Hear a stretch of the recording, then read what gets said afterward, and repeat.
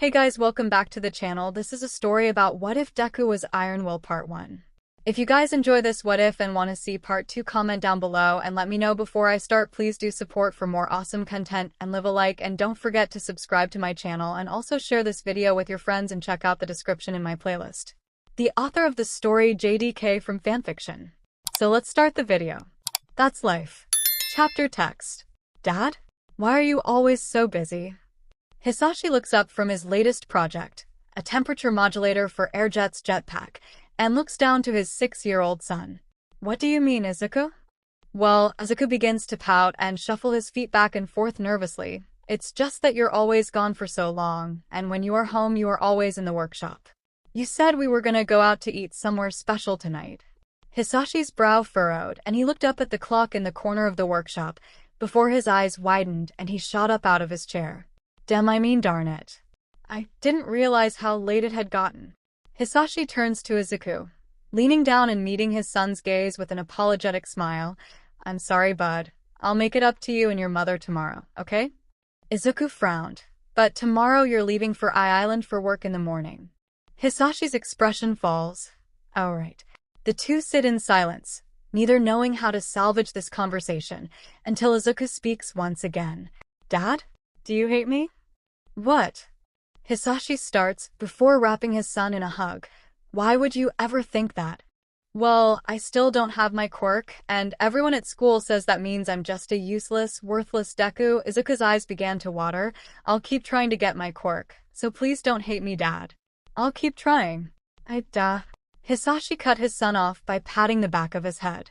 Izuku, I will never hate you. No matter what you do, quirk or no quirk, I will always love you. So what is this really about? Izuku sniffled and tried to calm down. Well, I thought maybe the reason you don't spend time with me and Mom is because you're mad at me for not having a quirk. His voice broke, and Hisashi's heart broke with it. I just don't want you or Mom to hate me because I'm defective. Hisashi broke the hug and gently grabbed Izuku's cheeks, forcing him to look him in the eye. You are not defective, Izuku. Hisashi spoke with conviction that Izuku found himself enraptured by. Let me make this clear to you, there is absolutely nothing wrong with you, nothing at all. Hisashi takes a deep breath, before fixing his son with a smile. I am sorry that I don't spend time with you and your mother, but my work is incredibly important. If I don't complete my tasks on time, many heroes would be in danger. Really? Izuku asked, eyes full of wonder. Really? Hisashi's expression softened. I guess you could say I'm a hero's hero, he chuckled. Izuku raises his arms to the sky in exclamation. That's amazing. You save heroes. My dad is a hero for heroes. Izuku proclaimed loudly. Hisashi laughs fondly at his son's seemingly limitless energy, before an idea comes to him. Let me show you something, Izuku. Hisashi then retakes his seat at the workbench before putting Izuku into his lap. See this? He picks up the modulator he had previously been tinkering with. This is something I am making for Airjet, you know them, right? Izuku nods rapidly. Okay, well this will help them to use their jetpack for longer periods without having to stop, allowing them to save even more people. Hisashi then picks up some blueprints from the desk, and these are designs for shock-absorbing boots so that they don't get as hurt when they make rough landings. Izuku listens with awe, absorbing everything his father says. Each of these pieces makes them better. Each piece of equipment a piece in a larger purpose, to make heroes better. That is my job, and sometimes my job means I need to work harder than others to make sure it gets done right. But what I want you to see is that these heroes are not always naturally strong, regardless of their quirk. Izuku looks up at him with confusion. But I thought quirks were what make heroes so cool? Quirks do help, but they aren't everything. Hisashi looks at his inventions warmly. I think that if people use the right equipment, anyone can be a hero, no matter who they are or what quirk they do. He looks down at his son, or don't have. Izuku looks apprehensive, as if he can't really believe his father's words, filling Hisashi with anger towards the public school system. When he returns from Island, he will need to make sure to arrange a transfer for his son from that school system. It clearly isn't good for his health. Do you really mean that, Dad? Hisashi looks at his son with a firm smile. I wouldn't have said it if I didn't. He stood up. Now come on, it's past 10 and we both have important things to do tomorrow, so let's get some sleep, okay?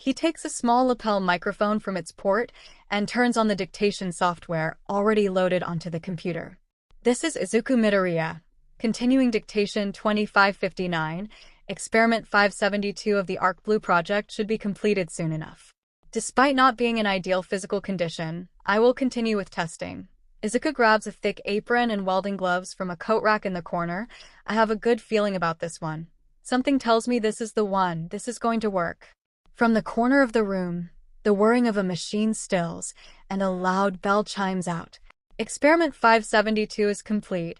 I am now going to attempt Nexus apparatus integration. Moving over to the processor, he opens the lid, praying that this time it would finally work. Staring inside, he is met with a soft blue glow, and his fragile smile grows. 9 years of teaching himself to use this equipment, 5 years of trial and error, and finally it is done. He knew his father was right, that the research was sound. It just took a long while to complete the experimental phase and move on to testing. Experiment 572 has completed the manufacturing process. Izuku speaks to the dictation. It seems to be unreactive to oxygen exposure. Good start. He carefully lifts the small glowing object from the processor with tongs and gingerly carries it over to the workbench. 572 seems to be stabilizing. Possible self-circulating power supply achieved, though quantitative results remain to be seen. As he approaches the workbench, he places the power supply into a small rack, supported off the surface. He looks down at the mechanism on the table, and his heartbeat begins to accelerate. The mechanism is small, about the size of a softball. It is flat and round, with straps laying flat against the bench. Along the straps, metal sutures run the length, with wires running underneath. At the end of one of the straps is a leather glove with some brass lenses fitted into the palm and fingers. Crude? Yes. Basic? Definitely. But any progress is welcome. Nexus apparatus was completed last night. A simple circuit fitted to a discharge lens was attached to the Nexus for power cycling testing. He takes a deep, shuddering breath. Moment of truth. Fitting the small glowing square into the apparatus, the walls immediately closed around it, the apparatus beginning to emit a hum that slowly started to increase in volume, glowing brighter and brighter with each passing moment. Izuku quickly backs away behind a rudimentary blast shield, anticipating a potential malfunction. But with time, the glow softened, and the sound faded. Peeking out from behind the shield, he assessed the situation before approaching, his nervous expression replacing itself with barely restrained joy. The sutures emitted a soft blue glow, the apparatus itself seeming to fully stabilize. Izuku observed the glove, seeing no signs of scorching or overconsumption. The apparatus appears to have accepted the power supply. Izuku's voice begins to fail him. Overwhelmed with emotion as he is, before I jump to any conclusions, I need to test power cycling. Izuku slowly began to fit the straps onto his body, the Nexus fitting itself on his shoulder similar to a small pauldron. Putting on the glove, he reached for the switch on its exterior with his other hand, and lifted the glove up and away from his face. Unless I have miscalculated, flipping this switch should create a bright light. Izuku then pauses, and hopefully won't destroy the house. With a deep breath, he turns the palm of the glove away from his body and flips the switch, and is immediately blasted backwards, into a pile of machinery.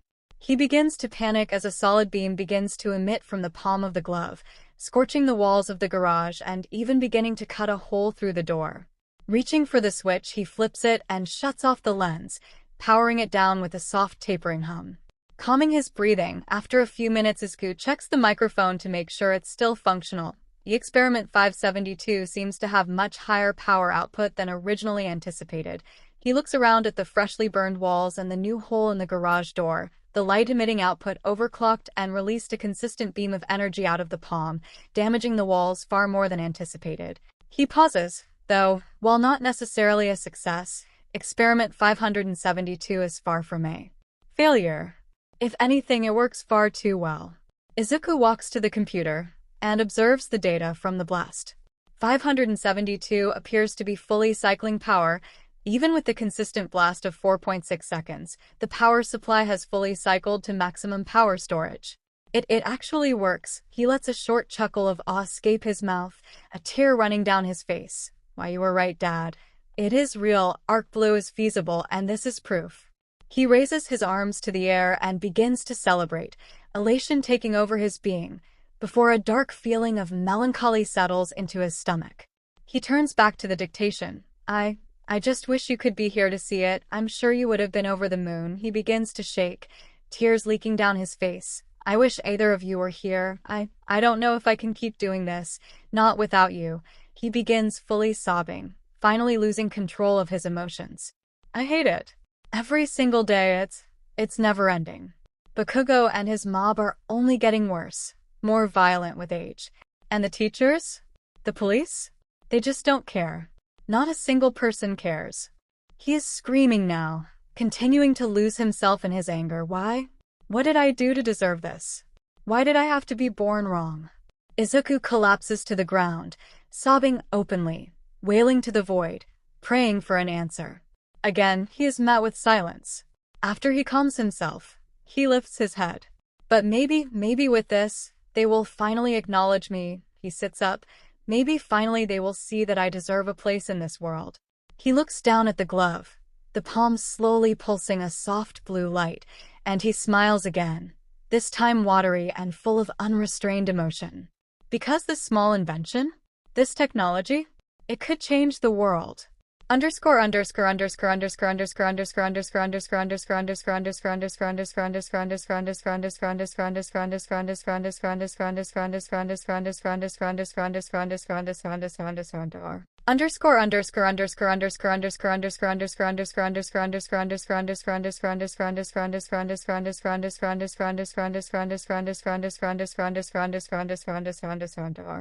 But you all want to be heroes, right? Immediately the class burst out into a show of force, letting their quirks loose with reckless abandon. Izuku simply shrunk into himself, not wanting to get involved. He was in a good mood after his success last night, and didn't feel like ruining it by incurring Bakugo or the teacher's wrath. Don't lump me in with the rest of these extras, teach. Bakugo proclaimed, letting his ego flare up. Honestly, could he not just shut up for once? I'm the real deal, get it? These guys would be lucky to end up as sidekicks in some dead-end, D-list agency. The rest of the class turned to Bakugo, shouting at him, but Bakugo simply shrugged them all off, kicking a foot onto his desk, and making it clear he could take them all. Was being a hero so great, anyways? Izuku let himself internalize, pondering the same question he had been so stuck on for years. Most people looked at heroes as celebrities, fame and fortune pouring in like rain. But was that really all there was to it? Heroes are public servants. They are supposed to help people. He glanced over to Katsuki, continuing his ego-fueled rant. And sometimes, the heroes don't win. His teacher looked down at his desk before frowning, as if he had swallowed a sour grape. Oh, that's right, you are applying to UA too, aren't you, Midoriya? God damn it. Why couldn't anything go his way? He flinched back on instinct at the explosion released onto the lip of his desk, and looked up at Bakugo glaring down at him with rage. He felt himself begin to shake, his heart rate climbing higher and higher. Damn it, get a hold of yourself, he thought to himself, lassoing his emotions and forcing himself to calm down. Just try to de-escalate, play into his ego. I'm not applying to the hero course, Bakugo, Izuku said calmly and slowly. I am applying to the support course. That has always been my intention. Bakugo sneered and grabbed Izuku's collar, wrenching him up to meet his eyes. What, you think you are good enough to work as a support tech? Is that it? Bakugo was spiraling, a self-feeding loop of anger that only makes him more angry as this goes on. This will not end well. Even among those backwater rejects, you still have no place. I thought I told you not to apply to UA, you quirkless freak. It is a simple application, Bakugo. That doesn't mean they will accept me. When a larger animal asserts its dominance, sometimes it is better for the smaller one to simply roll over and submit, even if it's all an act. I figured it wouldn't hurt to try, right?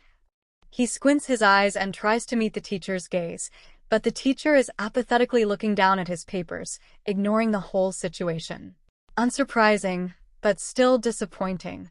You see, Deku, he spits, throwing Izuku to the ground. The impact aggravates his bruises from the previous day, but he does his best not to cry out. He knows what happens if he shows pain. There are stories of the best heroes,